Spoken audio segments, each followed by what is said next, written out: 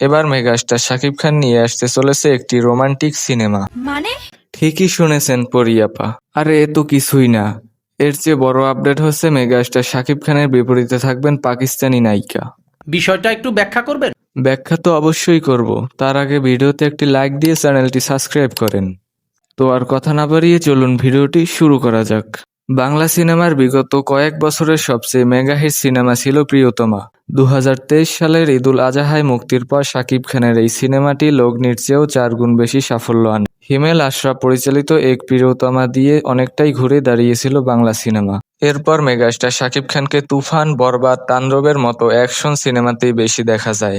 Megastar Shakib খানের আসন্ন cinema প্রিন্সও হতে যাচ্ছে অ্যাকশন সিনেমা। নতুন খবর, শাকিব খান আবারও রোমান্টিক ধাঁচের ছবিতে ফিরছেন, যেখানে থাকছেন একজন পাকিস্তানি নায়িকা। শাকিব খানের ঘনিষ্ঠ এক সূত্র এই খবরটি নিশ্চিত করে জানায়, চলতি বছরের রোমান্টিক সিনেমাতে শাকিবের বিপরীতে পাকিস্তানি কোনো একজন নায়িকা থাকবেন। ইতোমধ্যে কয়েকজনের সঙ্গে যোগাযোগও হয়েছে।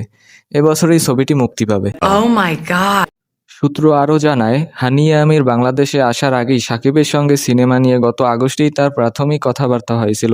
যেহেতু শাকিব খানের নায়িকা হতে যাচ্ছে হানিয়া আমির, সেহেতু হলে দর্শকদের লাইন লেগে যাবে। আর হলে অধিক দর্শক মানেই। তো সিনেমাটা নিয়ে আপনার কি মত অবশ্যই কমেন্টে জানাবেন, এবং ভিডিওটি ভালো লেগে থাকলে ভিডিওতে একটি লাইক দিয়ে চ্যানেলটি সাবস্ক্রাইব করবেন।